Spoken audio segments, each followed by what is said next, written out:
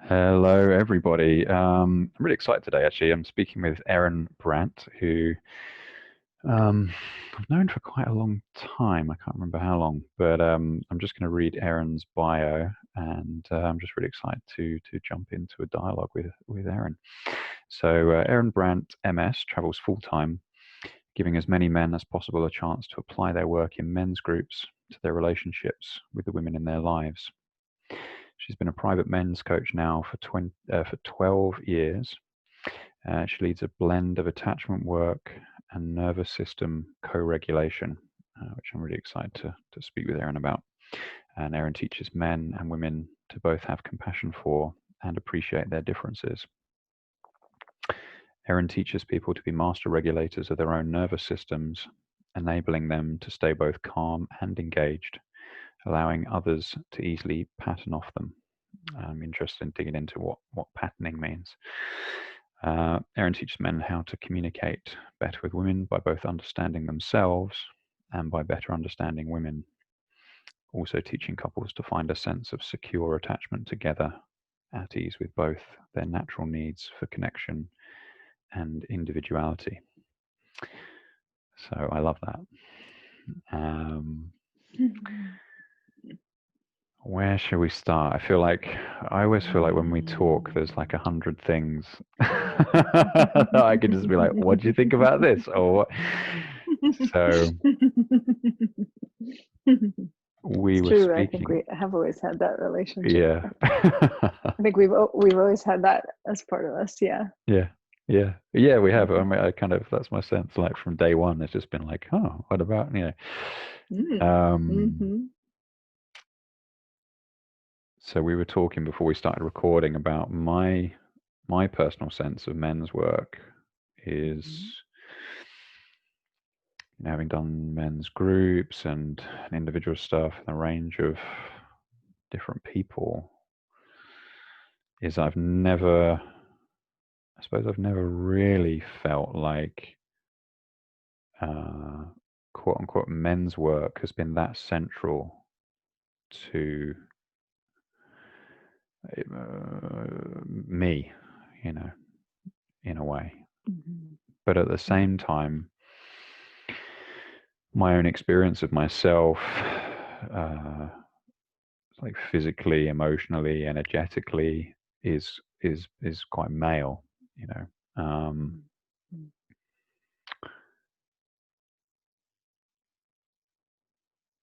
So I don't even really understand what I mean by that. But I guess I think that's it. It's like one of my concerns that I've seen with.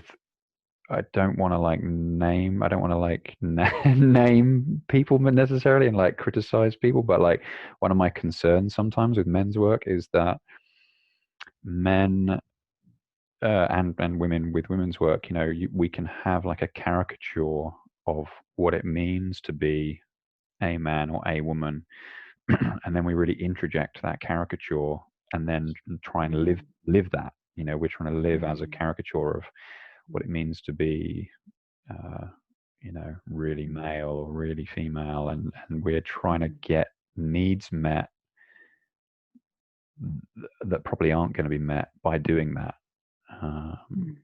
And I think maybe you're the perfect person to kind of talk about that with.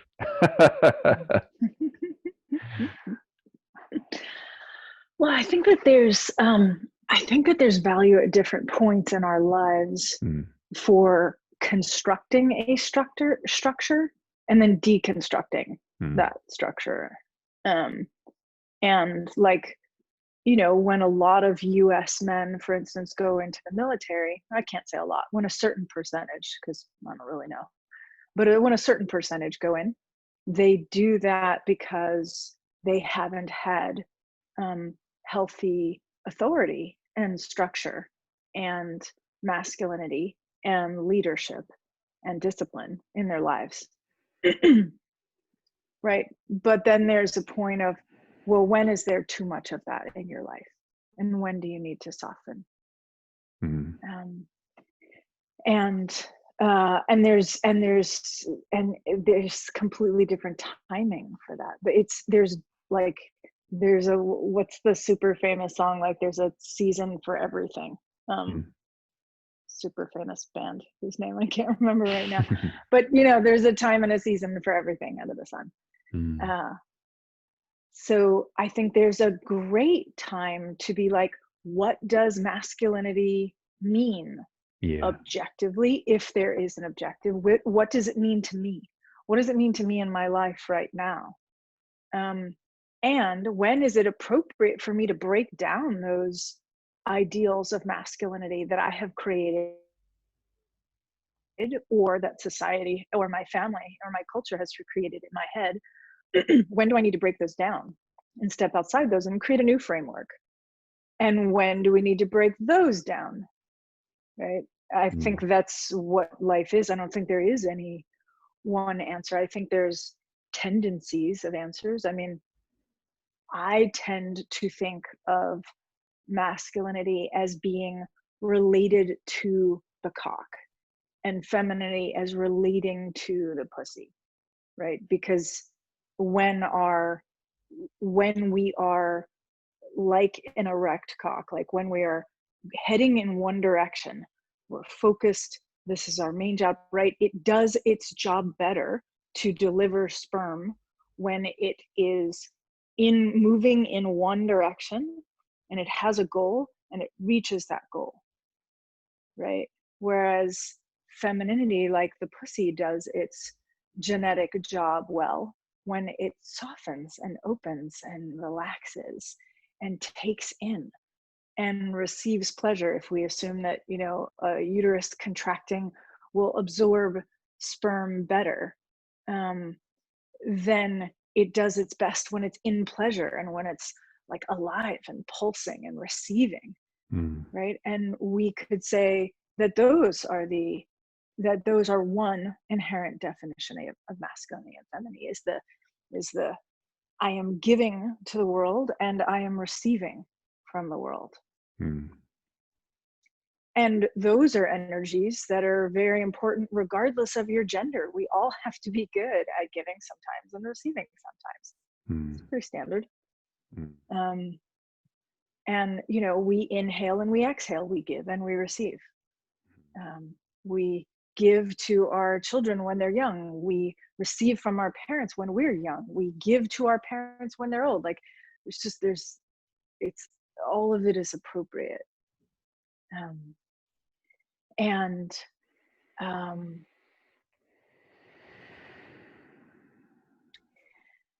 and so regardless of, so when I am, so I identify my masculine energy as when I am, um, so they say that the clearest indicator of testosterone is decisiveness. And there's an awesome This American Life from forever ago. It's a This American Life recording. I think it was on NPR.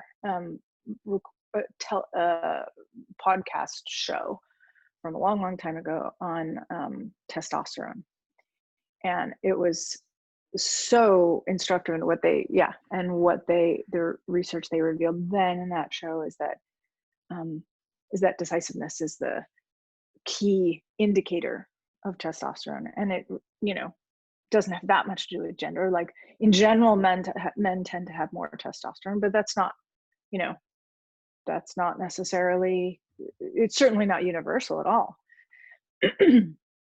um, and so for me, when I'm feeling like I'm clear and I'm focused and I know what I'm giving and I want to give and I want to make an impact, and I'm feeling very directive and precise. Precise could go either way. Uh, but when I'm strong in my energy of who I am and what I believe in and what direction I'm headed in and what I want to give and feeling fired up to give and actually giving, that feels like that's how I interpret my masculine side. Um, and I know that I need to balance it out. And I enjoy both sides tremendously, probably 50-50. and I enjoy relaxing and easing up and walking outside and being in a state of being where I am penetrable, where I walk outside and the beauty of what's outside naturally occurs to me. It's not like I have to go outside and be like, all right, now I'm on a mission to notice the beauty of nature. Like, no, if I'm just walking through, to my car and I'm like, oh, wow, oh my goodness, what a beautiful flower. Or like, oh, that breeze is so lovely, right? Then I know that I'm in a more feminine state, Mm. that's how I consider it, because it's more receptive, and that's where insight is going to come. Mm. And okay, I could talk for a long time, but Mm. you say stuff now. Yeah, I really enjoy that. So can I make I have an interpretation of what you said before for mm, yourself. please do. Um, so you know, just I find that when men have been, I can almost always identify a man who's been raised by a single mom, because he simply has more receptivity. He was taught at a young age that he had to pay attention to probably the emotional life of his mom, and and that it was important. And maybe he also felt a little vulnerable because he didn't have a dad. Um, and what I find is that those men I can easily recognize those men, because it feels to me, they look at my face at more places in my face. It feels like they're Mm. listening on a different level. Mm. I can see, or what occurs to me as I can see my words hit them Mm. on several different levels as I talk. It's like I can see them thinking and then feeling and then reflecting and then listening, and then all like very, very quick, one after another. And I'm like, whoa. And inevitably those men will say, oh, I had three sisters, or, I was raised by my mom, or something like that. And so for me, hearing, knowing a little bit about what I know of your past, um, I would say that your feminine side was actually quite developed. Mm. Um, and so your receptivity for details and um, Nuance. noticing, thank you, nuance. Yeah, yeah, yeah. Like this, not that, Mm. was really already like you grew up with. It was the water you were swimming in. Mm. And then the fact that you found martial arts at such a young age, and had such, um, maybe not at home, but in your life, regular discipline in that way. I would imagine that you saw the value in it, um, and that kind of discipline and follow through and regularity, right? That occurs to me as masculine.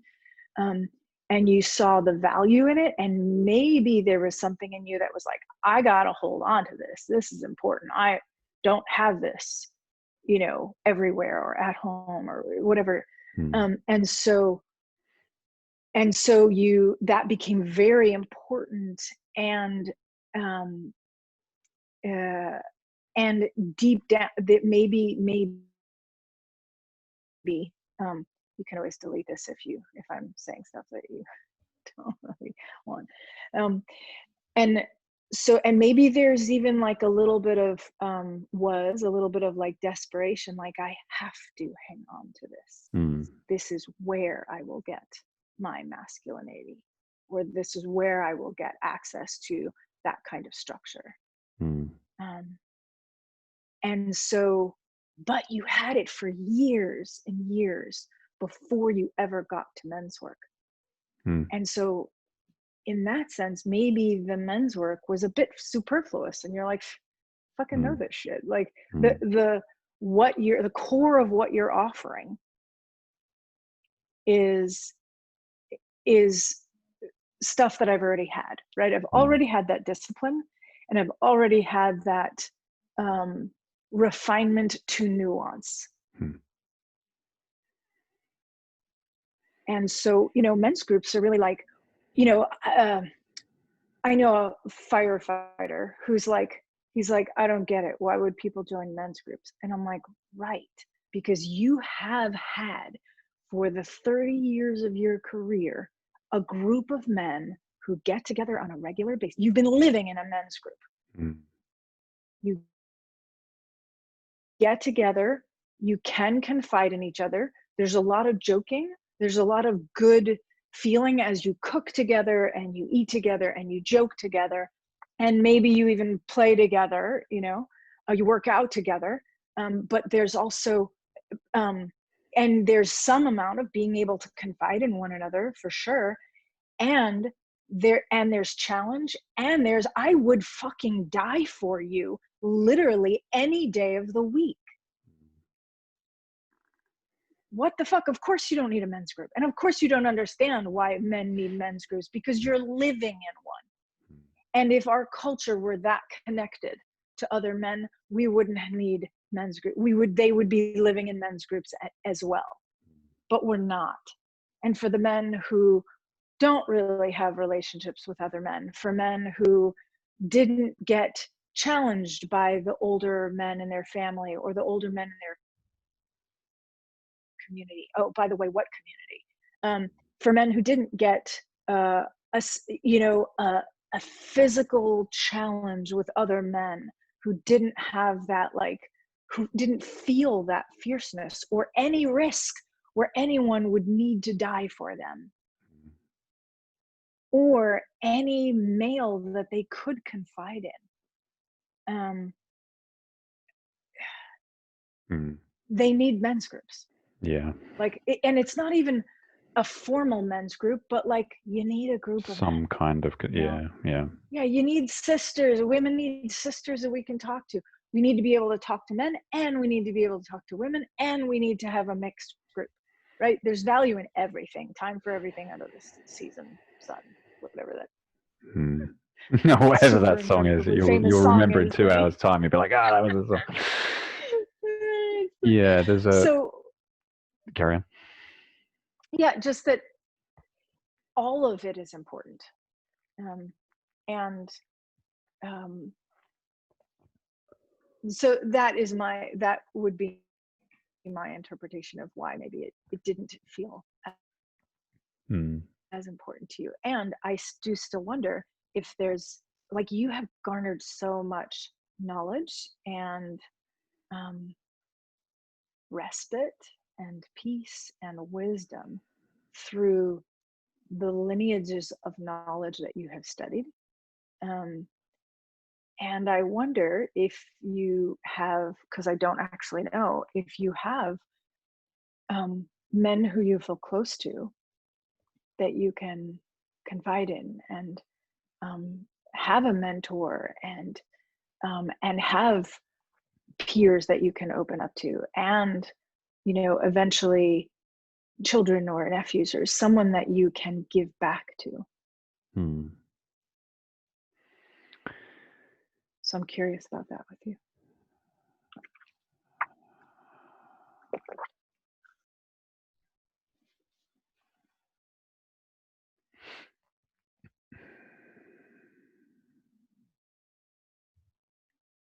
I'm pausing just because I'm wondering kind of which direction to take that in. But I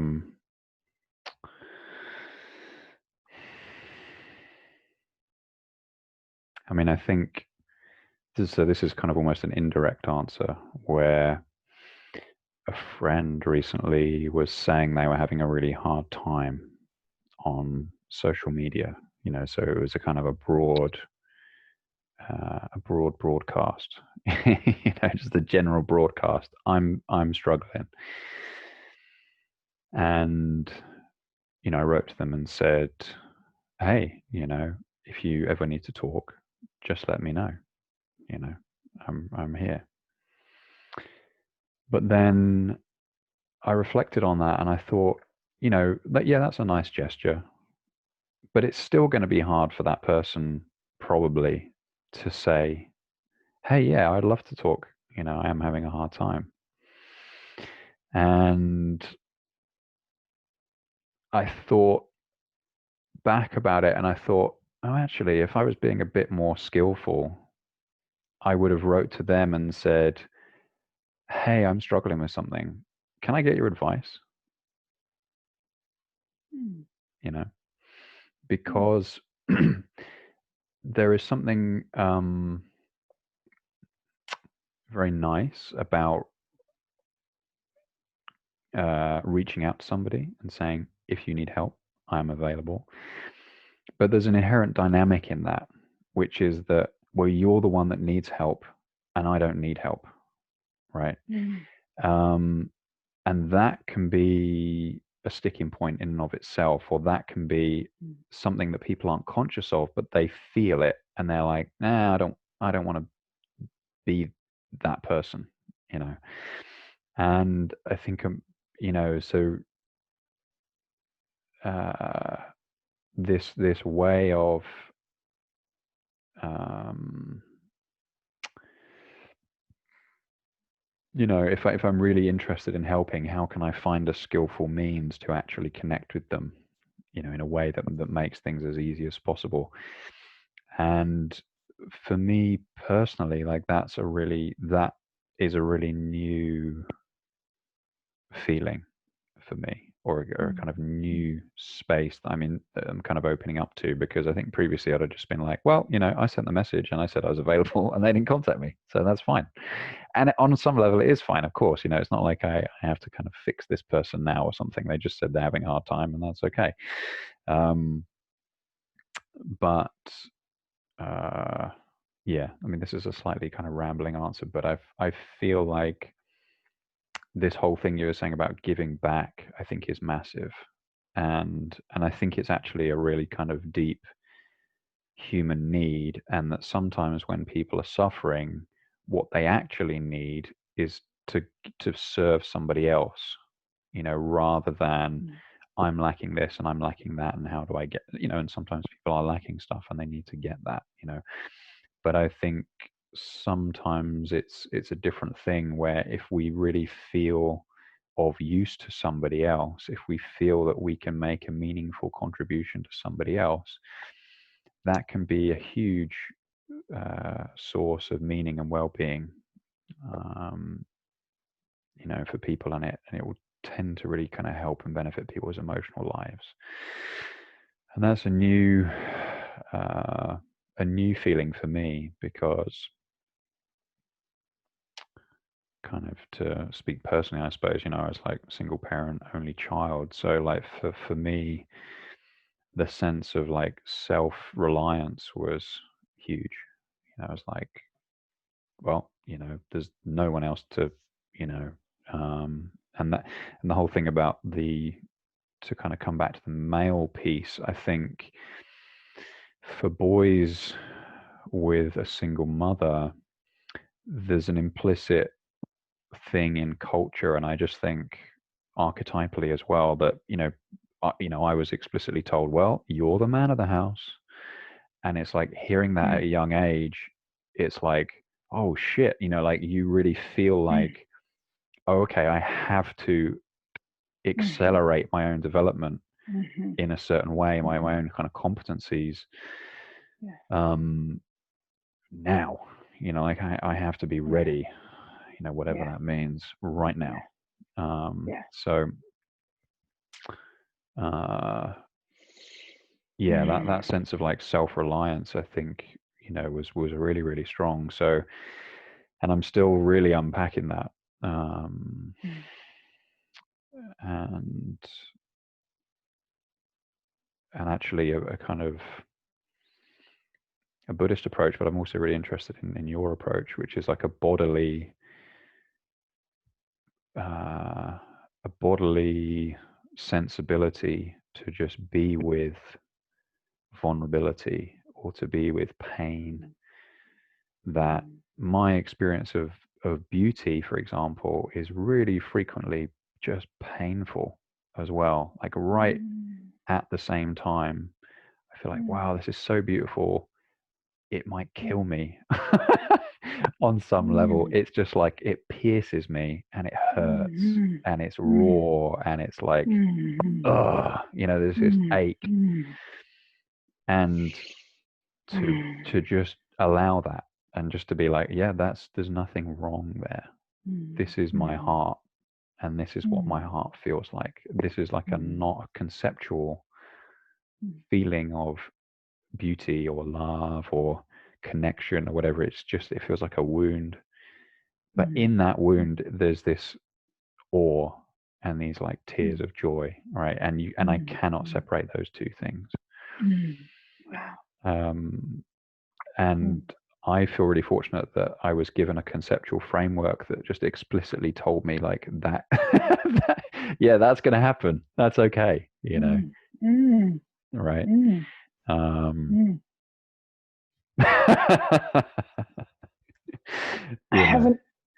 haven't heard many people describe it that way other than Enneagram 4s. And so I as I was listening to you, I went into like protective mode or something about as if maybe men who are listening who have been a little afraid of the intensity of their feelings, like what happens if I allow myself to actually feel, right? On one hand, I was like, oh no, I hope those men hear that not that level of intense beauty does not necessarily come with that rawness, that sense that like that is some people's experience and that is your experience and it's not my experience. And part of me was like, oh, should I want that, like, and right. And so it's not everyone's experience, and it's great for them to hear it because maybe it will be their experience. And they too can learn like, yeah, this is just intense sensation and it comes and it goes and I experience it and then it ends and then I experience something else. And so having that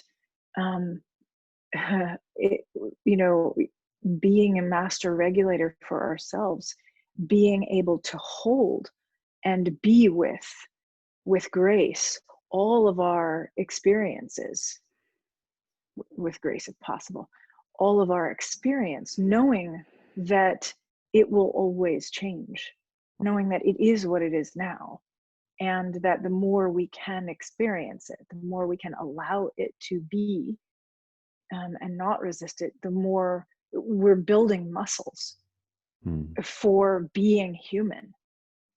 This is I talk about the natural range of human emotion, like that men are now, particularly in men's groups, they are building their internal musculature and they are expanding their perception of what masculinity is, because men and women are primarily human, and we have a natural, normal range of a large range of human emotion, and men's allowed range of emotion has been significantly reduced to the point that I get angry and I am like, what the fuck did we do to our men to reduce them into these man boxes, to reduce them, to not allow them and not help them, shepherd them through their experiences of every single fucking emotion that they have,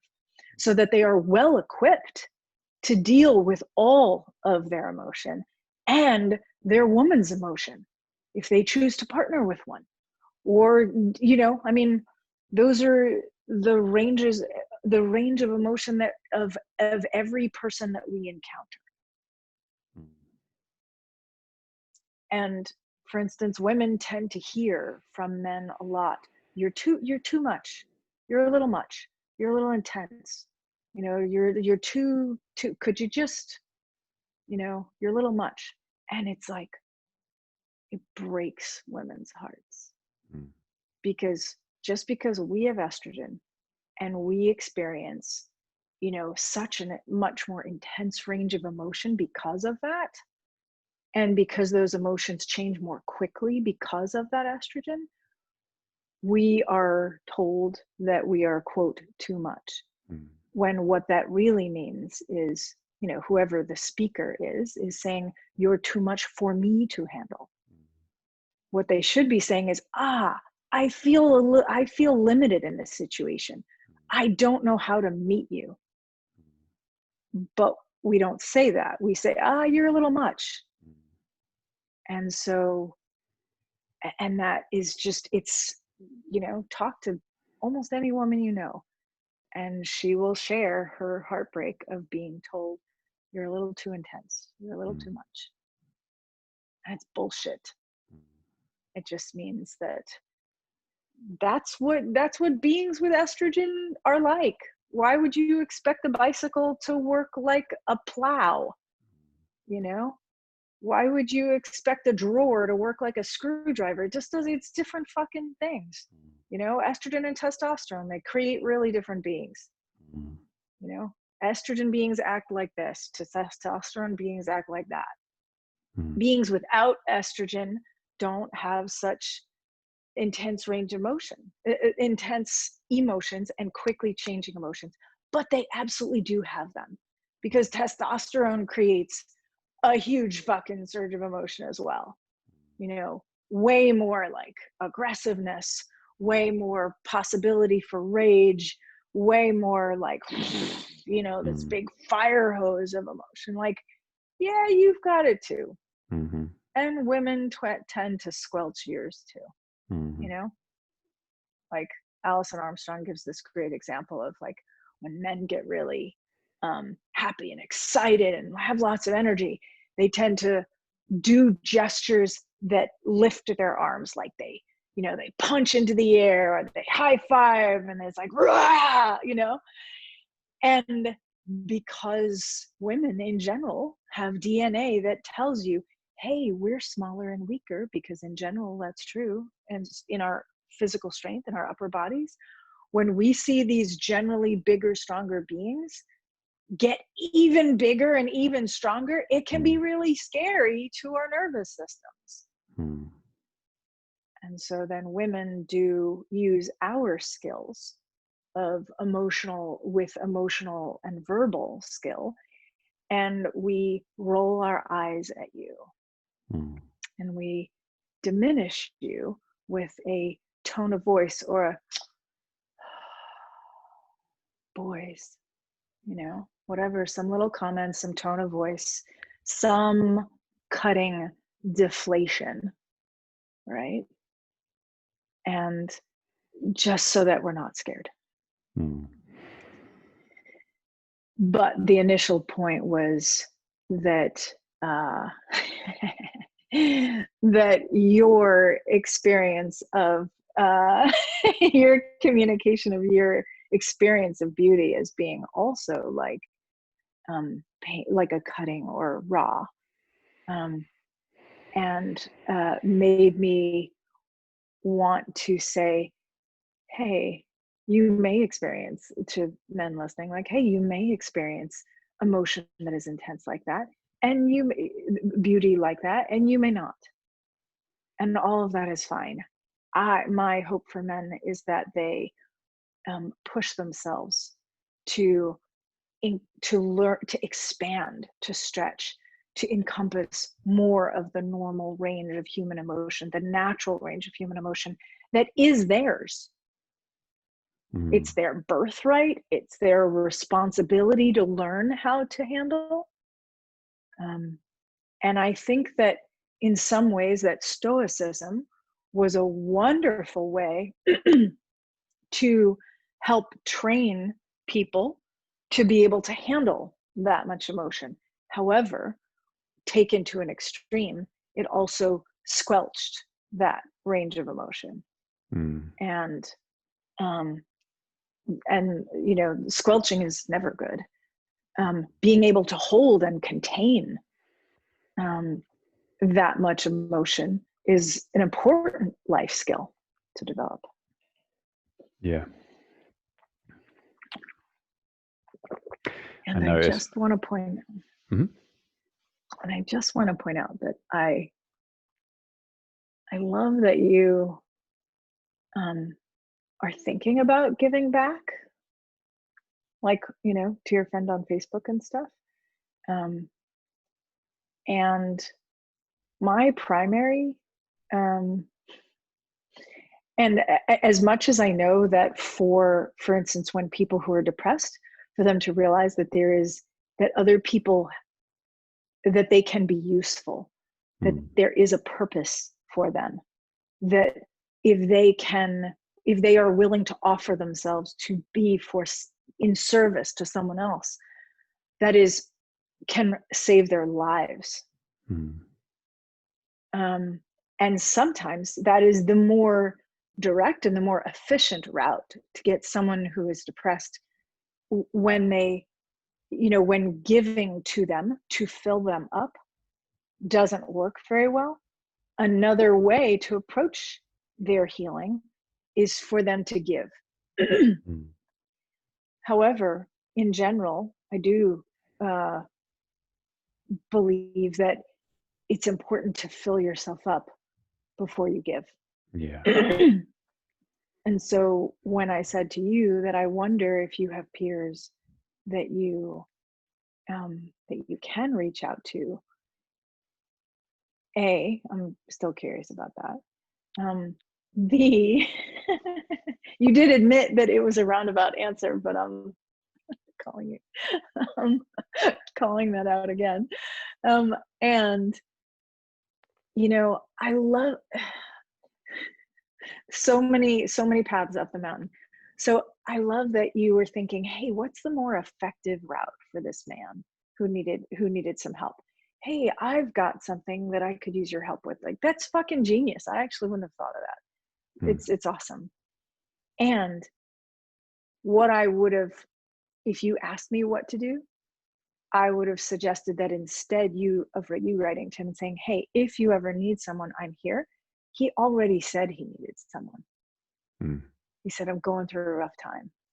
And so I'd say right back to him and be like, dude, talk to me. Brother, tell me what's up. I'm right here. And so then you're normalizing. Maybe it feels a little easier for him because you're not saying, if you need help, like if you can get over the hump of admitting that you need help. Some men respond a little better to directives, you know, and like, you know, if you really care about somebody and they're doing something stupid, you might be like, dude, stop it. What the fuck? Cut that shit out.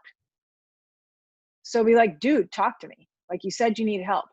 Why aren't, you know, we're sending him a second message. It's like, spit it out. Let's go. Yeah, of course, you know, everyone has their own choice, la, la, la, like that's very important. Okay.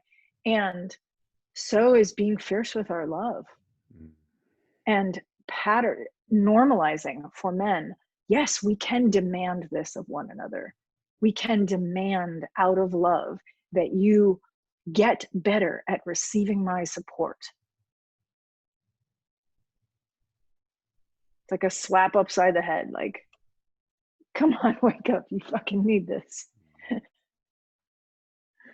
Okay, I just covered 3 topics and didn't give you a chance to No, I love that.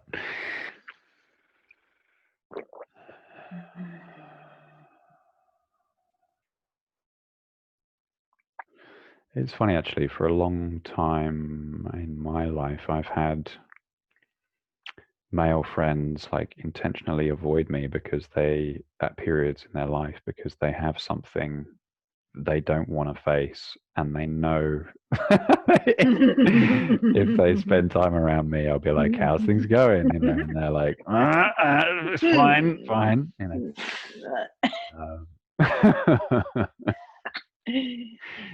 Yeah, but I bet they know they can come to you when they're ready to do it. yeah.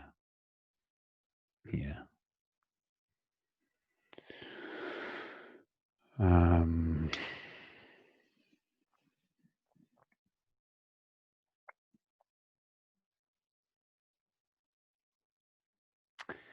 and I kind of run the risk of repeating myself if people are listening to multiple episodes of the podcast, but like a big thing for me was uh, the discovery of dialogue as a whole new realm. You know, that the act of going back and forth with someone else and the act of being receptive as well as risking putting something out there um, you know, is a completely is something in and of itself, and that it's it's always new territory. You know, it's never, I can never say, if I spend X amount of time with Erin today, I know that, you know, because who knows, right? It's like, you know, that's very different than reading a book, right? Where I feel like, well, I'm having some kind of relationship with the author. Well, actually, not. I mean, certainly not in the same way, right? That I know if when I finish chapter one, I'm going to get to chapter two, right? And you know, when we really show up for each other, who knows what's going to come out, you know? Um, and I think that brings me back to that sense of, are we comfortable being with intensity? And I think, I mean, you know, really my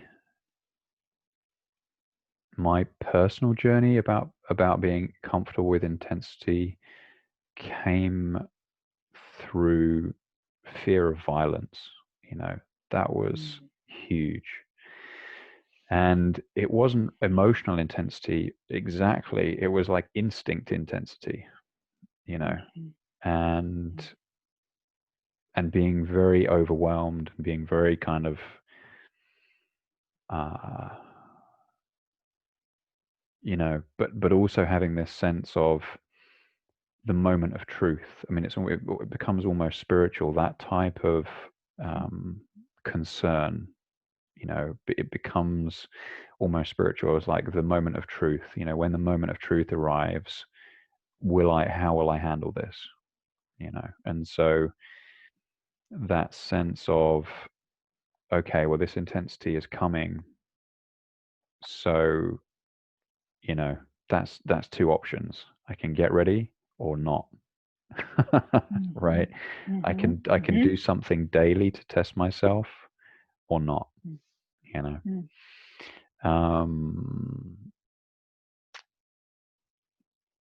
So to come back to relationship, you know, it's like whatever it is that I do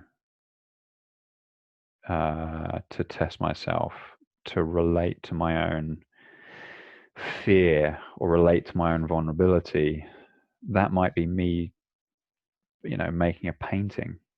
You know, I remember Matisse, you know, this amazing artist, but late in his life, you know, somebody really close to him said, "Are you afraid?" And he said, "I'm terrified every time, you know, of making a painting." And that can sound like a kind of psychodrama but it's not. He's really putting it out there. He's really being vulnerable and exposing himself to the possibility of creation. And I'm fucking scared, you know. Or, you know, it might be having that difficult conversation with somebody I really fucking care about. You know, I love you so much, and whatever. Or it might be defending your loved one. You know, something happens. You know, whatever it's going to be. But I think whatever method we use as human beings, you know, male or female, whatever method we use, so that we can respond with grace. And I love that you use that, with grace, you know, that can we become bigger somehow? Can our nervous system tolerance Nice. become bigger? Oh, it's so fascinating. Can I interrupt you for a moment? Please. I didn't, of all the years that I've taught about, holding the container for somebody else, right? It didn't occur to me that there's an implicit um, uh, um, aspect of that, and where I would be big enough to hold a container for you, which doesn't mean that you can't then be big enough to then flip, right, and hold a container for me. But in that moment, I am choosing to be bigger, to take a bigger perspective so that I can hold a container for you. I am choosing to be, in my perspective, more noble and stronger. And, I think that this is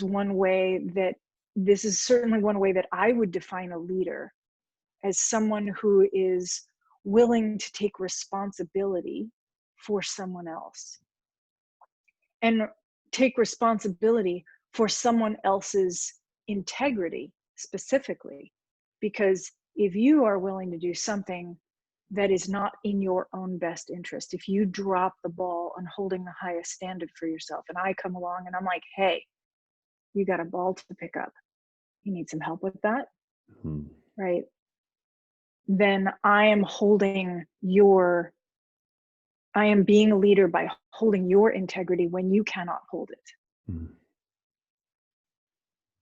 And I just didn't make all the connections necessary to realize that holding the container for somebody meant that I was choosing to step into a bigger role or a leadership role or be bigger than the moment. That's fucking awesome. Thank you for bringing that up. No, thank you. Yeah. And that kind of brings me back to what, that's dialogue, right? It's like, oh shit, like this, and how would that have happened otherwise?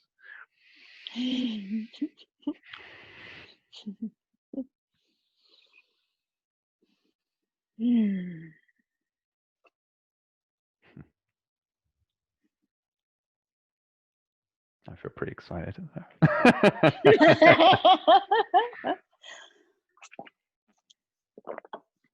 So you had said earlier that this is a slight shift in topic, which we don't have to do now, but you'd said that you were interested, when you were reading my bio, in talking about patterning, about becoming, and this is loosely related to what we just talked about. But I love that you were interested in that. And so I was like, ooh, note to self, find a place so that we definitely hit that in this conversation. Would you like to talk about that? Please, now? Yeah. Or I would like to talk about that. Would you Let's be go. willing to talk about it? Okay. So all humans have autonomic nervous systems. They're the primary system in the human body designed to keep us alive. They are what produces the fight or flight response. There's the sympathetic nervous system and the parasympathetic nervous system. Contrary to the sound of their names, the sympathetic nervous system is responsible for fight or flight. The parasympathetic nervous system is responsible for rest and digest. And we need both. And the fight or flight will always win out. It's like, why will negative thoughts always grab our attention more than positive thoughts? Because we are a survival-based system. Yeah, we need that. This is not something to try and evolve past. We need to cherish it because it's keeping us fucking alive. Yeah. So, however, there's a range. Yeah. No, I just love that.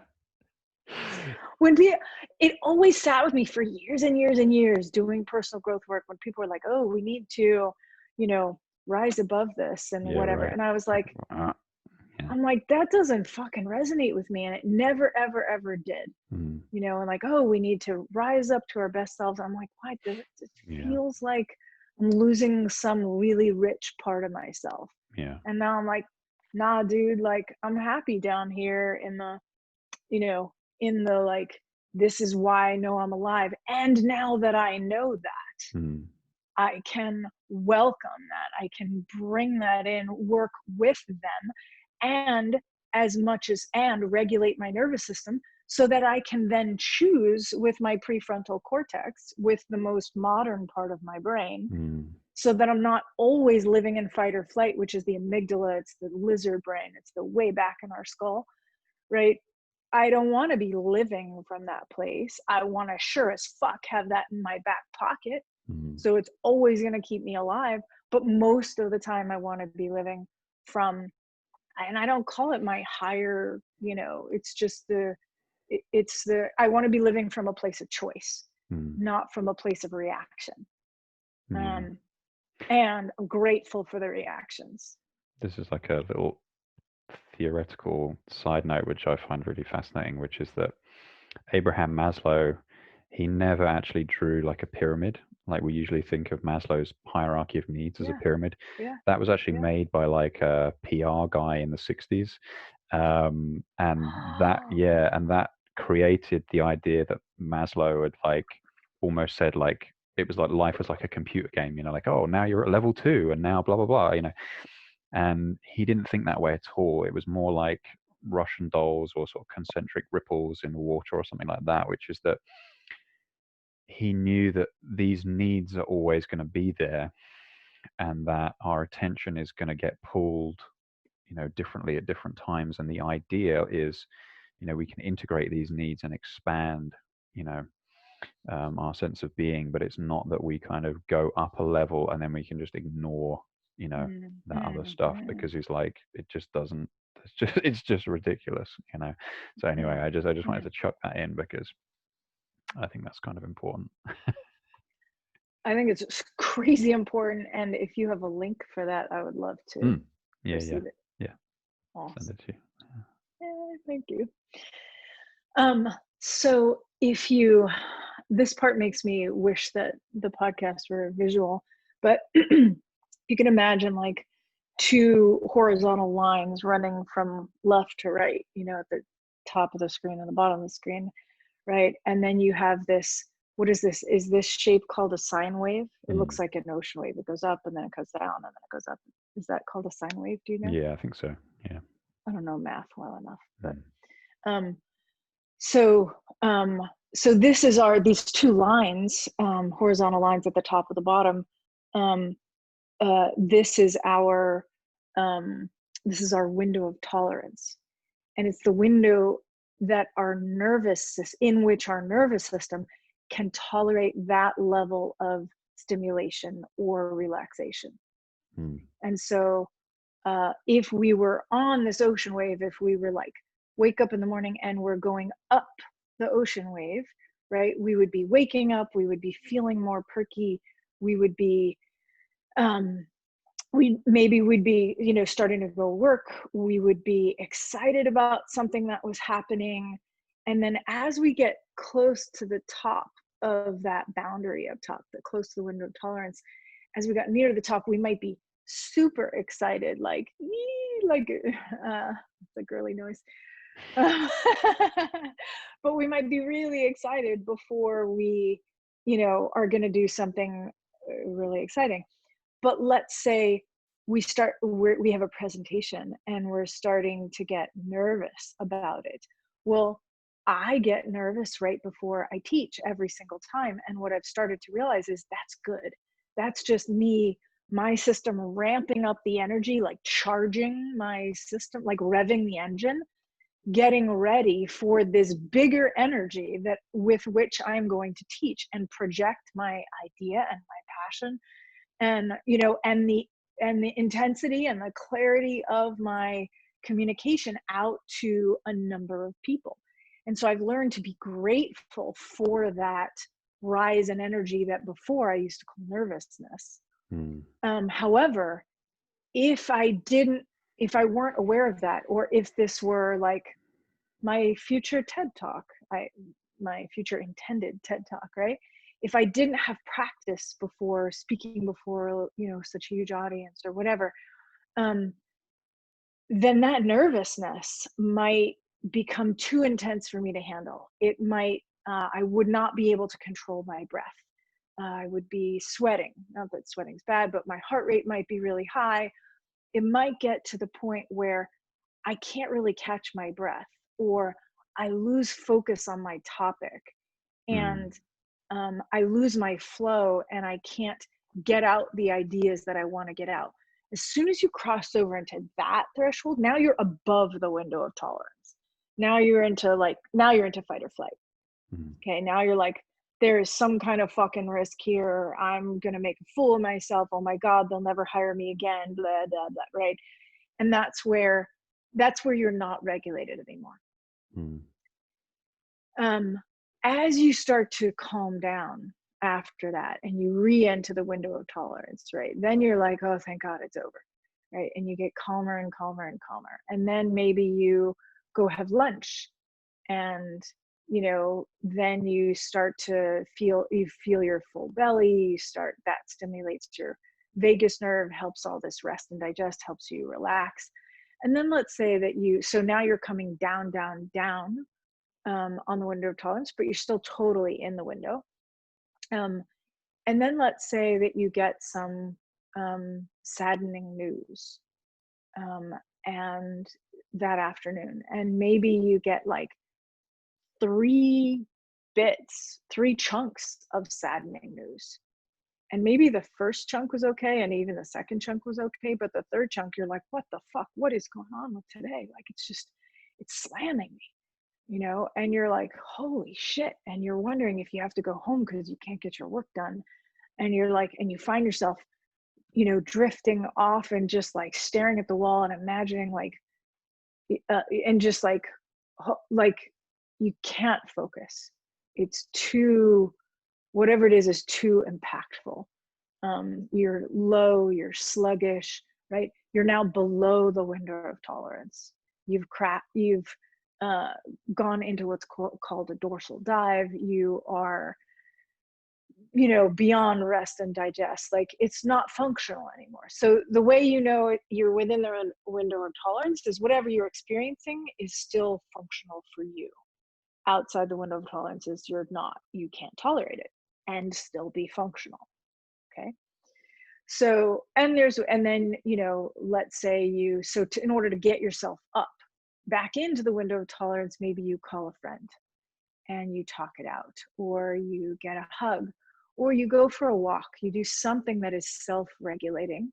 Self-regulating means self-calming or self-energizing, or co-regulating. So with another human being, that would be the phone call to a friend.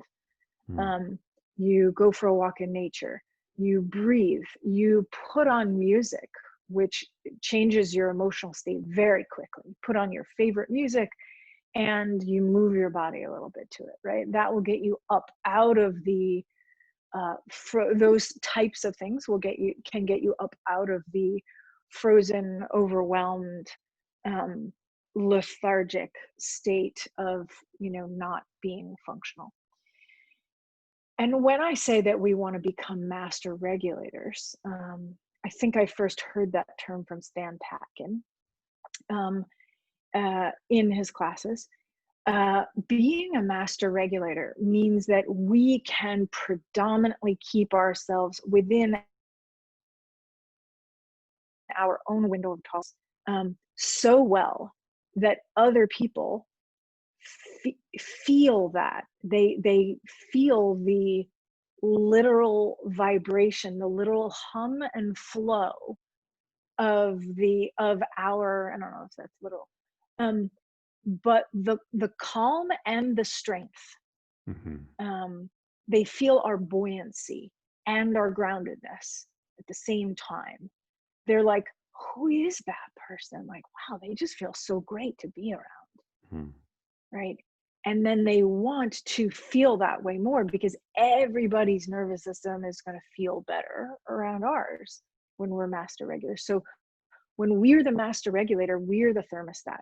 We're the ones who control our own sense of calm and active or engaged or strong, right? We maintain that nice, easy flow. If people are starting, around us to get, pretty agitated, we can be like, all right, guys, so let's take a breather, and let's come back for a moment to what's really important here. Sounds like we're actually on the same team and we just have different approaches to getting there. Mm. Great. At least we know we all want the same good thing right now. So let's take a moment and just like rest in that for a Mm. second. And after we, appreciate that about one another, appreciate that reality, um, now we can talk about some, we can list the differences and we can start to make some decisions about how we want to approach this. But that's how a master regulator would handle a meeting of people who are, mm, potentially having where the conversation's about to get more divisive, Mm. right? Or, they're at a funeral and like, and, everybody is like, uh, that might not be such a great example. Maybe they're um, maybe they're in a meeting after people have gotten a bunch of bad news, and people are starting to like feel separate, even in the same room. Like, Mm. oh, like Really this, sink. this outcome is so, yeah, really sink. And like, oh, this is so fucked for me, and this is so fucked for me, like separately. And I don't know that there's any way to come back from this. And maybe some people are, and there's just like despondency spreading, and the master regulator would be the person who's like, all right, come on, guys, let's get back together, sit down at the table,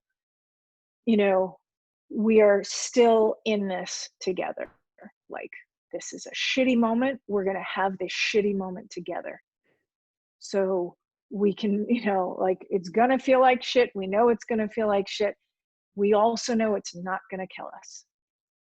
It's not going to kill us. And we have too much ingenuity amongst us to let this actually kill us. If we decide that it's wise to disband, all right, that's fine. We can come to that decision together. But let's keep our togetherness. Like, that's what this is about. Mm. And so the master regulator can up-regulate people. So first, calming them down, that's down-regulating. Then they can up-regulate them. And all of us are designed to feel good in our nervous systems. We're all designed to have regulated nervous systems. When someone has a well-developed, well-honed nervous system, we're like, oh, we want to spend time with them. And so I bet that part of Stoicism was very much about that. If there were a part of Stoicism that was like, don't show your externally you're upset, that would not be self-regulating. Mm-hmm. But if it was, hey, remember that this thing isn't like, remember the long view, remember that this one thing that happens in our lives is not strong enough to kill us. 5 years from now, this will not matter. What will matter is how how our tomorrow self looks back on us today, and what kind of a person do we want to be today as we look back from tomorrow. Like, that's the thing, as I work with my own, chocolate addiction and my own, right? Like, and my own, like, implementing exercise in my life in a more regular way and better sleep. I say, how does my tomorrow self want to feel? Both as it, on a sensation level in my body, and as a judgment. Like, I know my tomorrow self is going to judge me. There's no fucking way to turn that off. So how about I just do things today that my tomorrow self will be proud of? You know, it's all well and good. We can all strive for non-judgment. And that's not the way our brain actually always works. Yeah. So in choosing to regulate ourselves, and in choosing to regulate ourselves for the benefit of the people around us as well, right? Like any leader is going to um, seek to alter the nervous system state of their followers, right? If you want to go and lead a social justice march, you're going to be like, come on, fight with me, reach into your gut. Like if you're going to be, you know, in the Spartan movie, you're going to be like, let's go, we have to fight for our future generations. Like, this is your life, this is your manhood, this is your freedom, this is, you know, right? And you're going to do stuff like that. That's regulating the nervous system. If you're going to be like Martin Luther King and you're going to be like, we must persevere, we are playing the long game, and we are doing this peacefully. We are doing this peacefully. Mantra, we are doing this peacefully. He's regulating the nervous system of his followers. He's being a master regulator. He's setting the tone. So what I suggest, because this is something that all humans can do, is that we all be master regulators. Because anyone that comes into contact with us, whether that's a grocery store clerk or someone at the library or our family, will benefit from that, as well as we will, you know. So that's what I mean by them patterning off us, because even if they can't put their finger on what it is, something in their nervous system will resonate and will be attracted to us, and they'll be like, I want to be like that. I want a little more of that in my life. Like, who just came through my grocery store line? Like, I hope they come through again. They feel great. So the more we practice down regulating ourselves, calming ourselves down, and activating ourselves when we need to, the more we develop self-mastery, and the more we can do it, and the more then other people will naturally notice it and benefit. And we didn't talk about this, but I actually teach a course on this online. Can I give a short plug? Please, yeah, please do. I think it's really I think it's really beneficial for people. So yeah. Cool. So it's www.calmandengaged.com. So, and the class is called 6 hacks to get calm fast, 6 neurological hacks to get calm fast. And it talks more about coming down from fight or flight than it does about coming up to activate yourself from lethargy. But that's the website, is calmandengaged.com. Oh, I love that.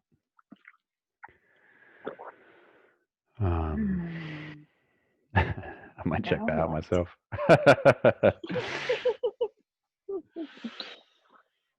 Yeah, I think I think there's a huge thing about stoicism, and for some reason I'm thinking a ton about history recently, and I don't want to kind of go too far off on that, but you know, stoicism I think has often got like a bit of a bad reputation for basically being a kind of code word for like repression, right? Like, well, I'm just gonna kind of bite down, you know, the old British saying, stiff upper lip. You know, I'm just gonna, you know, bite down and keep it down. But the, you know, reading like Marcus Aurelius, what does he say? You know, this lump of flesh and a few breaths and a reason to rule them all, you know. So reason is not a cognitive thing.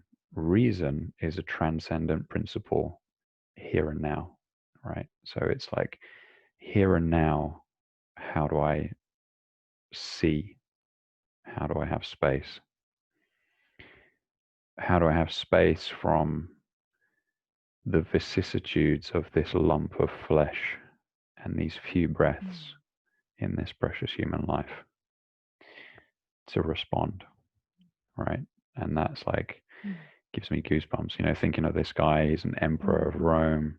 He's at war, which is when he wrote his meditations at the end of his life, at war in a tent in Germany. Right? And he's writing to himself.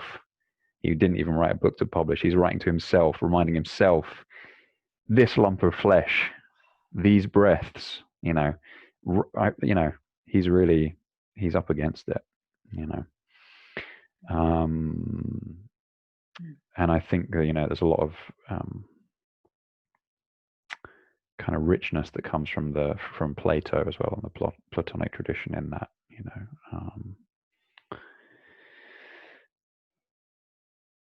But you know, that's a serious inquiry. You know, how do we really do that when we feel like we're gonna go to pieces for whatever reason? You know, how do we have that moment? You know, what kind of practice can we do to have that moment?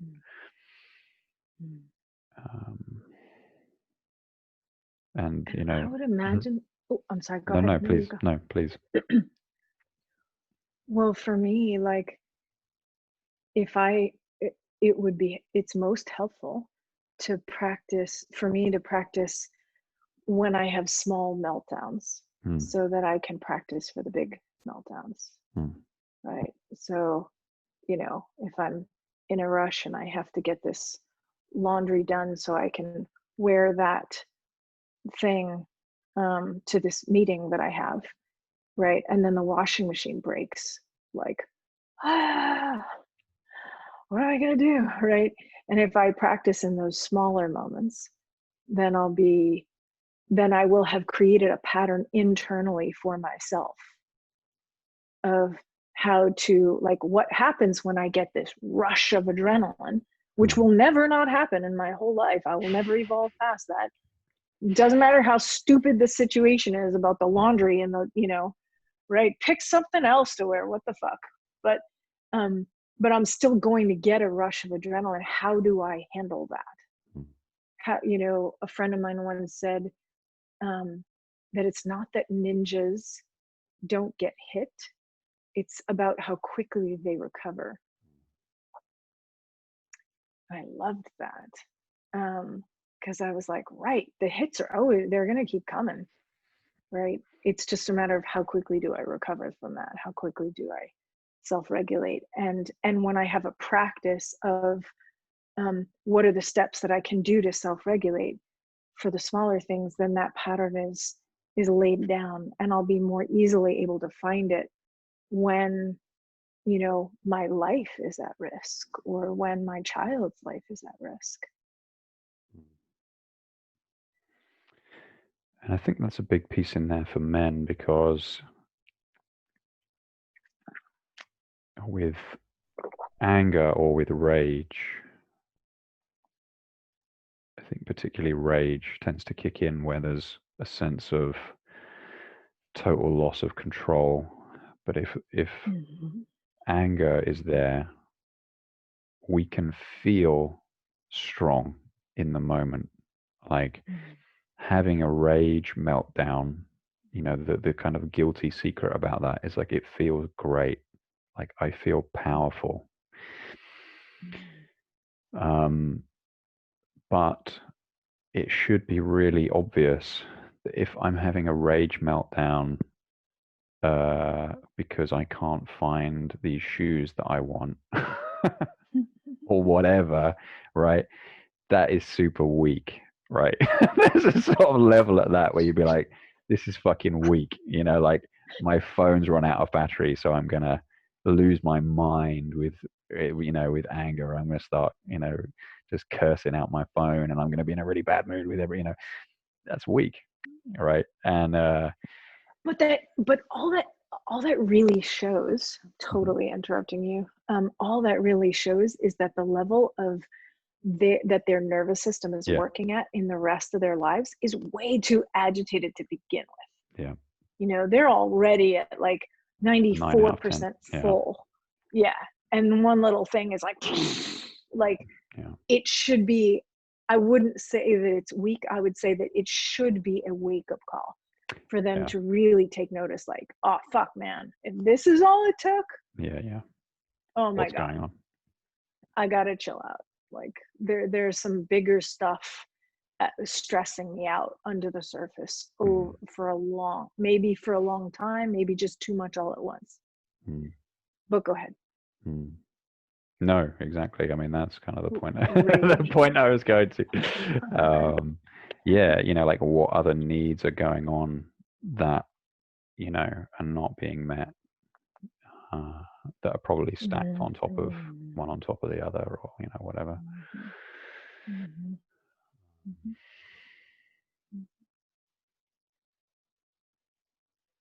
There's an approach called human givens, which I'm really kind of getting quite interested in, but also actually this work around Maslow, which is that, he's really talking about needs, human needs, and that we have a need for connection. We're a massively social species. We have that need for connection. We have a need for feeling safe. Um, we have a need for meaning, which again I think is something I'm particularly fascinated in, because there's a sort of meaning I think can present itself in so many ways, and we I think we are so, as a culture, I mean, me certainly as an individual, but I think as a culture we're very cognitively oriented, and so when we think of meaning, the meaning of life, we feel like we should verbally be able to say, cognitively, intellectually speaking, the meaning of life is that blah blah blah blah blah, right? And more and more I'm feeling like, wow, that's such a kind of small picture, because people are getting into meditation, for example. The practice of meditation is to bracket that process of intellectualizing, conceptualizing direct phenomenological experience, right? So we bracket that. We don't repress that. We don't beat ourselves up, but we just bracket that. It's like, okay, there's a thought going on, right? What do you mean? What do you mean bracket it? Can you So we don't use some buy different into words? that. Yeah, we don't buy into it. So, I might be sitting in meditation, and then instead of paying attention to the breath, I'm just daydreaming. I'm just going, oh, later on I'm going to do blah blah blah blah, blah. And we just recognize that, right? And we kind of just interrupt. We just kind of let it go, and we come back to the breath as a somatic phenomenological reference point. We feel the breath. Um, but So interestingly, you're mhm, so you're saying that during the time frame of the meditation, mm, if a thought arises, you put brackets around it, and then yeah, you go on with your somatic phenomenological experience. That's what yeah, you're saying. Okay. yeah, yeah. I thought you meant that the like meditation at the beginning of the day and the end of the day would bracket all of the Oh, I thoughts in see. between. Yeah. And Yeah, and it kind of does that too, right? Because we're establishing a capacity to not mm, do that, right? mm. A bit like being able to tune your radio or something. We're kind of adding a station. um, but Yeah, that would be like adding a witness component, adding yeah, like, oh, this that my meditative self, my witness self yeah, is bigger and is yeah, holding the container yeah, for the part of me during the day that gets caught up in the laundry and the yeah, dishes and the yeah, car fixing and yeah, stuff. yeah. So we're expanding our container, and Mm-hmm. the Tibetan Buddhist word for retreat, I believe, is container. We're placing ourselves in a container to work on our internal container. Interestingly, we are so often so wedded to that conceptual notion of meaning that when people practice meditation for an extended period of time, we can become very depressed because we just feel like, what's the fucking point? You know, I can't hook meaning onto this intellectualization process in a way that I used to be able to. So now what? I'm kind of adrift, right? Um, and there's more, thankfully, I think more research now. I can't remember her name. Her last name is Willoughby. Around the potential negative impacts of meditation, because really we never have a conversation about that. We just get the kind of meditation's great and everyone, you know, should meditate, meditate, meditate. I mean, it's so great, it's so great, right?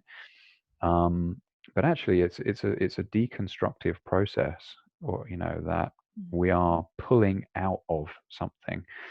Um, in order to gain something, but that pulling out of process isn't necessarily always that fun, you know, and it can, you know.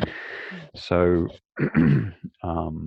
anyway, it is a bit of a side ramble, but about that issue of meaning, that meaning is also layered, you know, like our needs are layered, our sense of meaning is layered, and I feel like we can start to have a more nuanced conversation around meaning, meaningfulness, um, and how that can be a guiding principle for our, you know, for our lives.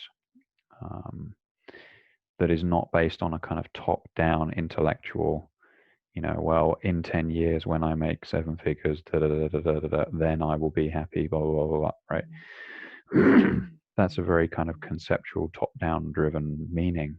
And I think often people operating from that system, they reach the destination and they're like, oh, you know, is that it? Right. I got there. It wasn't that great. What a fucking letdown, you know. And again, because we haven't built up any kind of internal resources to process that, it's just that now what? It's just a kind of depression, basically, or a sort of, well, you know, I suppose that wasn't the thing, but then if, you know, we can just kind of gear back up in the same way and be like, well, I'll set myself a new goal on that. Then I'll really be, you know, whatever. Which is interesting, because we're always taught, like, you know, set goals. You know, like, you're not going to achieve anything unless you set goals, right? And so it's fascinating that, you know, it would occur to me that that those goals need to be somewhat consistently, or at least regularly, reevaluated, because, you know, we are not open to hearing the feedback that you know, we may, as we're initially setting our goals, and we talk to our grandparents, and our grandparents are like, yeah, Sonny, that seven-figure thing, like, it's not really gonna get you what you want, like, because we think that what we want is just a bunch of money, to be really simplistic about this, but they see that what we actually are most lit up by is our family time, you know, or our free time to, you know, always do something with the ocean, for instance, right? And so then they're like, oh, that's going to be a mistake, you know, but we can't hear it at that point. And so to regularly reevaluate what those goals are, and to ask different people's opinions on, you know, the goal that we're heading for, seems wise, because you'll be Yeah. able to hear their feedback and take in different feedback. Yeah. And I And a wanted big, to go back and say, go ahead. no, please. Go ahead. I mean, No, you go one first. like a question just up for me at the moment is like, what would a non-conceptual goal look like? You know, and that's just a question that I've got at the moment. What would a non-conceptual goal look like? Well, I don't know that I can say like a non-conceptual thing, but if it were, Wayne Dyer did this thing a bunch of years ago about, like, you know, not how much money do you want to earn, but regardless of how much money, like, let's say you earn X amount of money. How will you feel mm, when you have gotten that money? mm, So seek the feeling states, mm, because then you will find out what your values are. Like, well, mm, I value ease.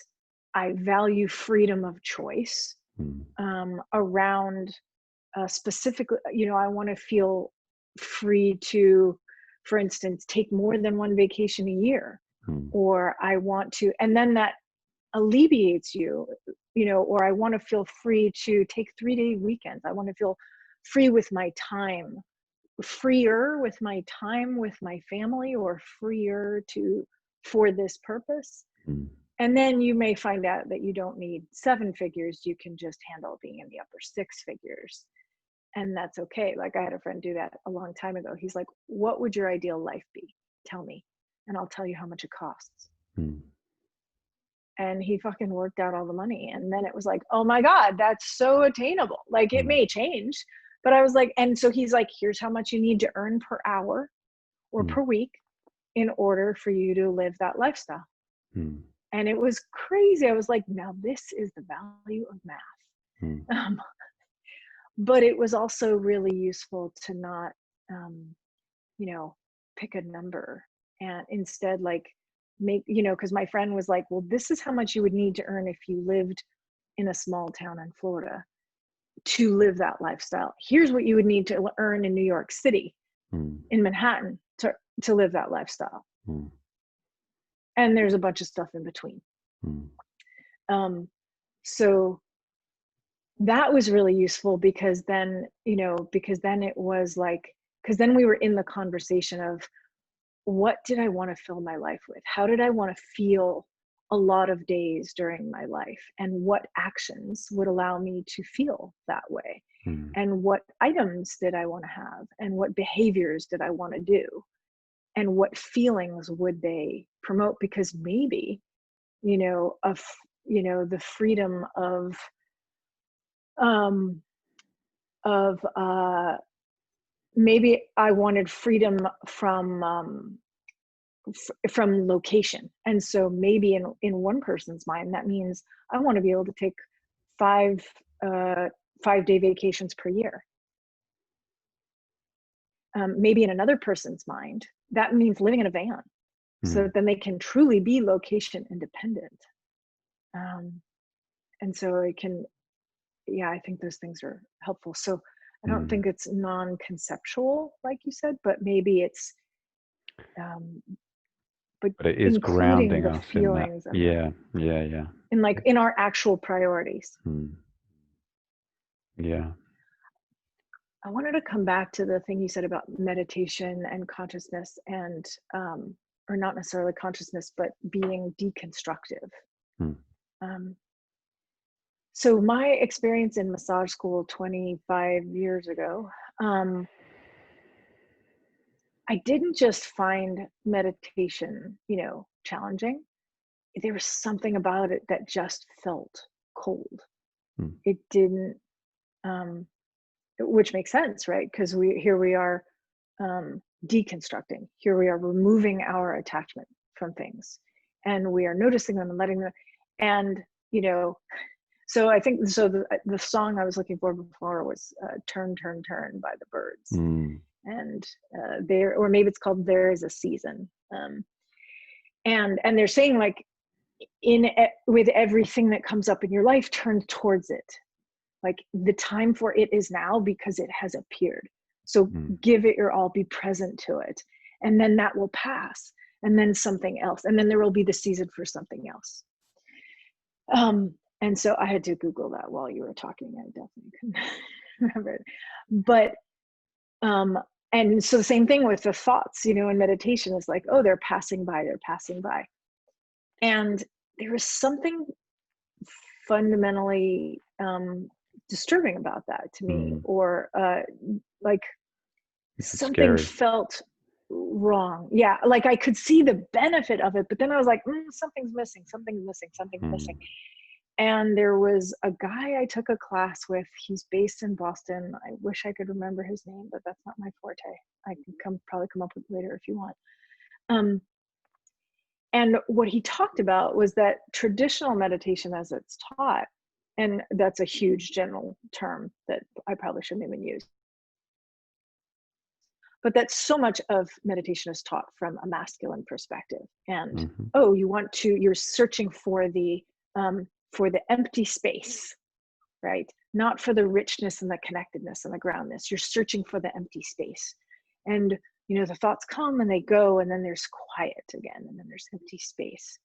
Um, and it's just this consciousness, right? It's sort of like a floaty head, kind of aligned with the spine, but what he taught was this attachment based meditation, like secure attachment based meditation. Mm. And he was like, everything is ground.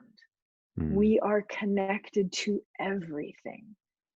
As you breathe, the air comes and touches inside your body. Your body touches the cushion you're resting on. The thoughts touch one another. Your breath, the sounds in the room touch your ears, right? The vibrations from the sound touch your ears. It moves something inside your ears. Your brain, the neurons connect, they touch, everything is connected. And I was like, oh, like angels singing in the heavens. I was like, oh my God, this is meditation that I could fall in love with. This is meditation where I just felt more connected and more grounded and more at one with everything. And I can imagine that if there's a season for everything, right, there's a benefit for that masculine approach and for this more feminine approach. But what he was presenting was a more feminine, secure attachment based approach to meditation. And it completely removed that scary floating off in space thing. And I would imagine that it would help people who are struggling with that deconstructed floatiness of like, oh, I can't make meaning. Like, actually, everything is meaning, and all of the meaning is connected.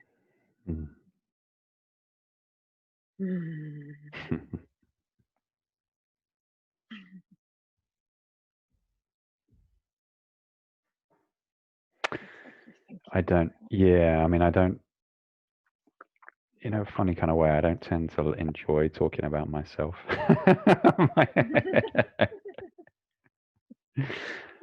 But so as a kid, I would kind of just spontaneously have those kind of experiences, which were usually quite frightening. So one day, it was like Sunday evening, like the Sunday evening TV shows were on and dinner was being made and, whatever. So it wasn't like a quiet time, exactly. It was like the usual bustle of life. And for whatever reason, as a kid, I thought, I'm just going to lie down on the floor in the middle of the room and close my eyes. And as I did that, I started to like sink into the earth, but it was like, the feeling was like if you were in a coffin and the pallbearers are lowering you down into the dirt, into this hole. And I just kind of sinking deeper and deeper and deeper and deeper and deeper and deeper. And then I felt like the surface of my back have no separation from the surface of the earth. And then I had this feeling of the earth as a huge globe in space. But I wasn't falling out into space because I was kind of almost being sucked into the earth and expanded out. So my back was like expanding and sinking into the earth, and then my heart was just like opening out into space. And it's quite interesting because as a kid, I just kind of was like, huh, right? It wasn't like a big thing in lots of ways. It was just like, that was interesting. anyway, what's for dinner? Or whatever. And And this is shit you don't like talking about? yeah, I don't really like talking about it. Um, kind of self-aggrandizing, you know. But I think, and in a funny kind of way, that it brings me back to the beginning of our conversation, right? Which is like we tend to have a conceptual approach to meditation when we begin meditation. So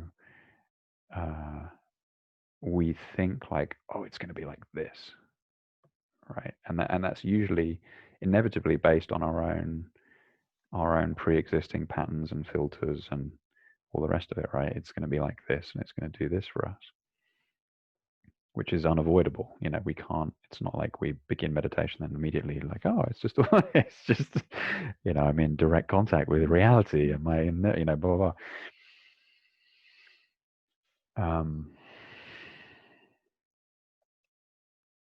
And the funny enough, again, when you were talking earlier about this kind of the essence of maleness and femaleness, of the essence of femaleness being a kind of like the pussy, like what is that? So again, in the tantric lineage, that sense of space that you mentioned is not seen as a masculine quality. That sense of space is seen as a feminine quality, the space of the pussy, the space of the womb.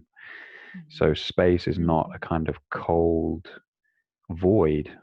It's this huge, beautiful container, you know.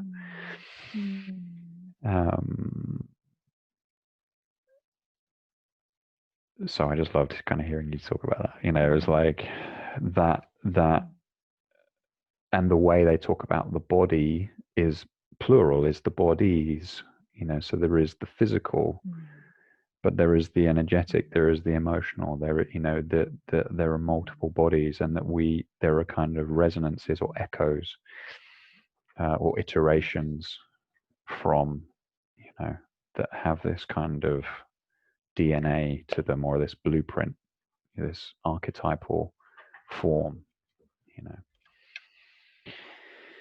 And I'm really interested, you know, how can we help people connect with these things in a way that's really human and genuine and wise and kind, you know, that isn't overly the problem. I mean, certainly the problem with me is that when we have a preconception of something, there's often a kind of aggression of the intellect. You know, well, I've got it all figured out, so now it's going to be like this, now it's going to be like this, and I'm going to do this, and I'm going to get there. And really, I mean, really, in my experience, it's like years and years of just slamming my head into the wall to get over that, to wear that pattern out, you know, to then kind of finally go, okay, fuck this, you know, and then there's got to be something else out there, right? So it's kind of partly, I think, why I love listening to you. I think that so for me, specificity of language is the key that really that really helps me connect to reality. So like if I go into something like what you're saying about like, oh, I have this preconceived notion, this conceptualized, well, it's going to be like this, it's going to produce these more aggressive mental consciousness, like, well, okay, it's going to be like this. And if I were being accurate and specific with my language, I would say, well, my current thought is that I am expecting to experience this. I don't actually know what reality is. And oh, I heard myself say the word expect. So this is like, you know, layer number 2. I heard myself say the word expect. So therefore, I should check myself. and realize that these are my expectations and maybe they are my hopes, and yet I may be incorrect. In fact, I may be categorically incorrect about what I could expect. And so let me step back to a more beginner's mind, to a more humble place of like, oh, that right, because we can expect that our and we're going to get practice in this all the time. We're going to go and give our partner really good news, and they're going to take it as I was watching a TV show last night, and then and the wife was super disappointed about losing a $50,000 donation, and the husband was like, oh, I'm going to go create you a secret corporation or like a clandestine corporation that's going to make this anonymous donation so that she gets $50,000. And he thought that it was like, and he was like, fuck, I don't want to lose 50 grand, but I'm going to do this thing because my wife is pregnant and she's really upset and she's like totally doubting herself and I want her to feel great. Right. And the guy that he went to in his corporation to set that up was like, oh my God, I think that's the most romantic thing ever. And they had this like bro support moment of like, oh, you're doing this great thing. And the wife, man goes home and the wife is like, I can't believe you did that. Like, she figured out that it was him because nobody makes actual anonymous donations. They just say that they want it to be anonymous, but it's not actually anonymous. So she knew that it was him. And she's like, how could you not know that you were communicating to me that that you didn't have faith in my ability to go to get another donation? And he was like, what the fuck? Like, what? How did you turn that into spaghetti in your head and like come out with that, right? So we're always going to be, because in dialogue, right, you never know what's coming next. There's like an infinite set of possibilities with this partner in front of you, and the human psyche is miraculous and complex, and you never know what's going to come out. And what else do I want to, and that yeah, go for it. The thing that struck me that I wanted to check, so for you, the specificity of language connects you into a specificity of feeling. Yes. So specifically what I do in my practice is I help men I help men find words that match their inner sensation and their experience. And very often they don't have enough nuance, enough discernment to recognize the nuance of what's going on for them. So we tease that apart first. And then I help give them words and teach them words so that they can communicate to their partner the complexity of their nuanced, individual, personal experience, which is respect worthy. It is not something to dismiss or put down or minimize or just be like, oh, it's just sad, whatever. Like, no, actually this is disappointed and slightly hopeless, losing of hope. And that you really have to pay attention to that losing of hope and let your partner know that you've lost a little bit of hope somewhere, because if you don't let her know soon, she can't repair it. And if you go on for a period of time without her knowing that you lost hope, without you knowing you lost hope, that's going to be something that's going to be really hard to come back from when you stack several other wounds on top of it. You got to, ideally, we catch these little moments in ourselves and do the gift of sharing it with our partner so that they can repair. So yeah, so for me, specificity of language is massively important. Because it is a primary bridge between people, right? I mean, sex Mm. is a whole nother bridge, touch is a whole nother bridge, but talking is like when we're not having sex, when we're not touching for whatever reason, like talking is the main, mainstream way that we're gonna communicate our ideas and our feelings and our needs to one another. Mm. So I find it critically important. Mm. And something's niggling at me back when we were talking about, because you brought up, like that maybe the purest form of that I had said that maybe the purest form of masculinity is like how it is similar to the cock, and the purest form or expression of femininity is how it's connected to the pussy, or represents the demonstrates the pussy, right, in those particular qualities. And that those are the two range of extremes, Mm. in between there is all this nuance. Like, if you look at the actual, like, X and Y chromosome, the number of computations that combinations of the X and Y chromosomes are like, holy crap, there's like fucking 26 Mm. genders or something like that. I was shocked, and again, the specificity of language, like, well, when you have, you know, this part of us that's, quote unquote more feminine, and this part of us that's quote unquote more masculine.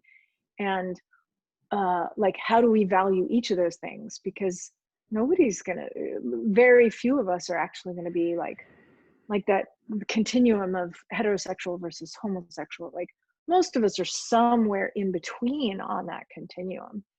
We might be, sexually heterosexual, but emotionally more bisexual. Like, or we might be, but then physically, which is not sexually, we might be something else. And intellectually, we might be something else. And Mm. I'm just fucking fascinated by nuance and distinctions and appreciating each one, and um, knowing, we may not want to get into this because of time, but like, for instance, there's this, I tend to think that the antidote for unhealthy masculinity is healthy femininity, you know, and by, um, so a friend of mine helped me construct this when I couldn't figure out the last piece, but if there was these quadrants of unhealthy feminine and healthy feminine, and unhealthy masculine and healthy masculine, right? The healthy masculine would be, I want to go make change in the world. I want to go insert myself, like a cock. I want to insert myself. I want to make change. I want to do something. I want to give, right? And the healthy feminine would be like, oh, I want to receive, and I want to enjoy, and and I want to welcome, people in with love, and bring them back home, and exude radiance, right? And unhealthy masculinity would be like, go, go, go, like, no matter what, go. And when you feel the pressure, you just buckle down and you go harder, right? And the unhealthy feminine might be, I'm so overcome by my feelings that I can't possibly take action. So the unhealthy masculine is, ignore all your feelings. What the fuck? You know, don't be such a pussy, right? Don't pay attention to that warm, mushy, yummy stuff. Like, just fucking go. And there's times where you need that. Like, if I want somebody to rescue me from a burning building, bring that shit in here.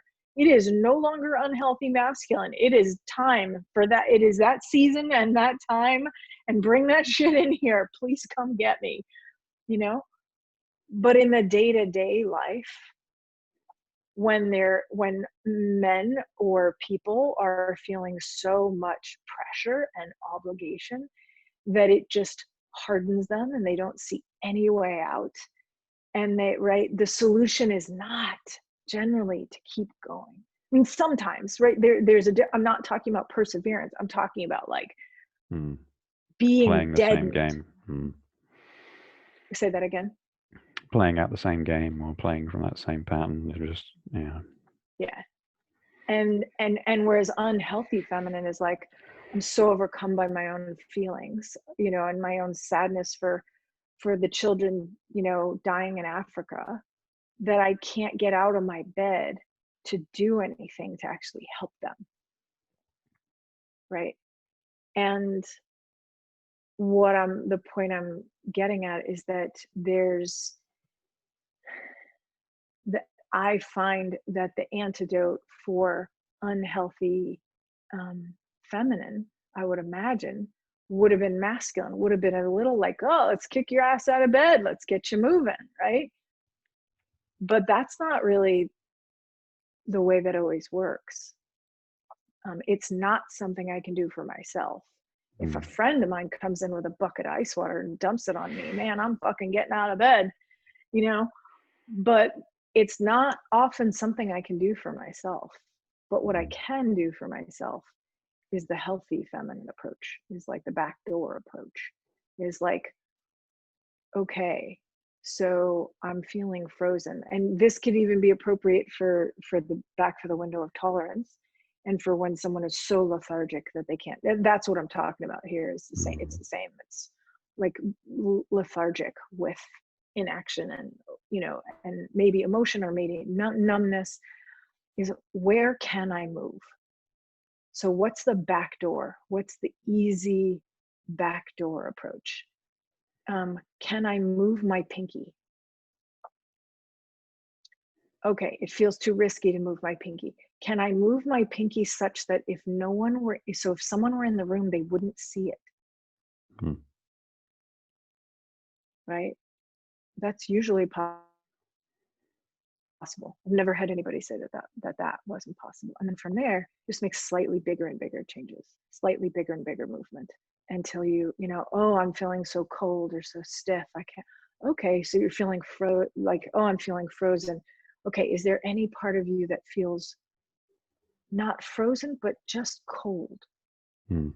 You know, or maybe just chilly. Okay, cool, right, great, awesome. So let's see if we can turn up the heater on that one just a little bit. You know, see, like, could we get it like from chilly to like maybe room temperature? Don't go to lukewarm, not yet, but can we get it up to room temperature? What would that be like? You know, and then you wait. Um, and so uh and so it strikes me that appreciating the nuances of where we are, and the in betweens, like the in between the genders, and the in between the sexualities, and the um, that all of us are all of them at some point. um, and that there's a time for all of it. Mm. And I mean, the thing that I really love about that is that you're, sometimes we think about our own growth or our own healing or whatever it might be in quite big terms. You know, I'm here, I want to get wherever. Mm. Mm. But what you just took us through was, oh, I'm here. How do I just get that movement going? Right. And for me, again, in kind of on a concept level, it doesn't sound as sexy, right? Because it's like, well, I want to get Mm. here. But on a direct experience level, it's exactly what I need. I'm like, oh my God, it feels so good just to get that bit, right? And then I can start to kind of really strengthen that groove and just get that next bit, you know? And I think that's where actual growth really often takes place, right? It's just kind of just stay with it, just stay with it. Oh, just a little shift. Just stay with it, just stay with it, you know? And that's the way our nervous system is going to heal. Mm. Anyway, that's how we're going to learn how we pattern ourselves to heal our own nervous system, is we can't go if we come from a house where there's tremendous agitation and our parents are yelling at each other all the time and the siblings are fighting, and right, you can't go from that to like, I can't wait to get out and have my own home and I'm going to be peaceful. Me and my family are going to be peaceful. Like, Mm. no, you're not. Mm. You have no neurological patterning that teaches you how to do that. Mm. Unless you do I'm going to stuff it and nobody can express their agitation. But your nervous system is vibrating at the agitated level. Mm. Of course, you're going to attract a similarly, this is the whole, why do, people who've been abused choose another abuser unconsciously? Like, because that's the level you're vibrating at. Like, Mm. literally, that is the agitation level of your nervous system.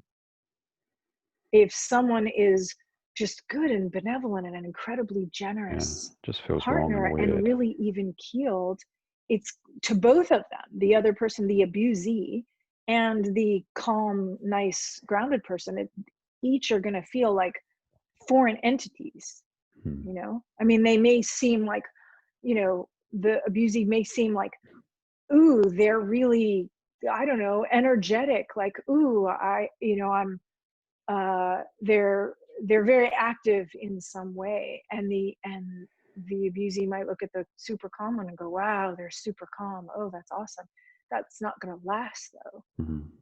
Fairly soon they're going to Becomes, be yeah, incompatible. painful. Mm. Yeah. And so how we're going to make changes in our nervous system, in healing our nervous system, is going to be incremental. And it'll require little things like, well, big things like we let go of the people in our life who are the most agitated.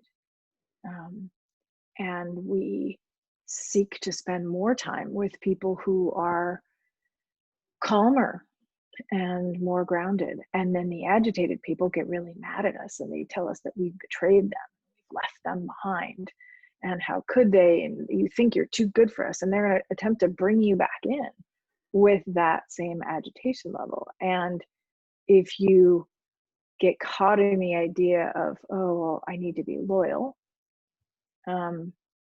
then you may be losing an opportunity to evolve and to shift, your whole surroundings, shift to a new normal.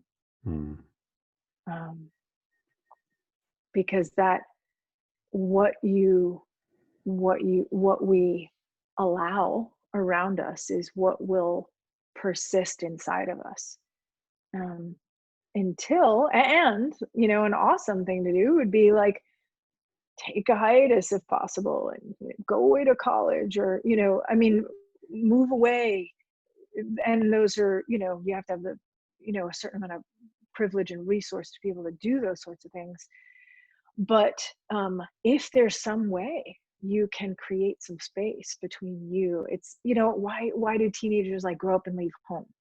Because they're doing that last shedding, they're doing that individuation process, which is utterly fucking necessary, and can look different in different cultures, but they're saying, this is me, this is not you, I am not my parents. Then you can come back later after a break and go, I am new, I am different, maybe I am the master regulator now, and I can affect my environment, and I can assert, you will not treat me in that old way. Mm. And I'm not going to be confrontational about it. I am simply going to be firm and calm, that I will no longer tolerate that level of treatment. And if you can't treat me with respect, then I'll need to go away. And I'm going to warn you before I go away to give you a last chance to change your behavior with me. And then I will go away if you won't. And then we can try it again in a month or in 6 months, and we'll see if you can treat me with the respect that I demand and deserve. Mm. And you don't have to be mean and fuck you about it, but there is a boundary, and a self-respect level that we have, in order to only let inside us what we want, Mm. and really protect our nervous systems and not tolerate what we don't want, and Mm. really decide that we are the masters, and so we don't tolerate X, Y, and Z around us. I love it. We have run the gamut. Yeah. So a great way, I'm assuming, for people to kind of dig deeper a bit into your work is appreciatingmen.com, as well as, remind me what you said earlier. It was the 6 ways of regulating the nervous system. What was that? Oh yeah, the website is calmandengaged.com. Mm. And it's 6 neurological hacks to get calm fast. Perfect. Thank you so much for your time, Erin. So much fun. Mm. And we were everywhere. Your dialogue thing, yeah. It's really very alive. Yeah. Perfect. Well, I'm going to stay on the line. I'm going to end the recording now. But where do we go?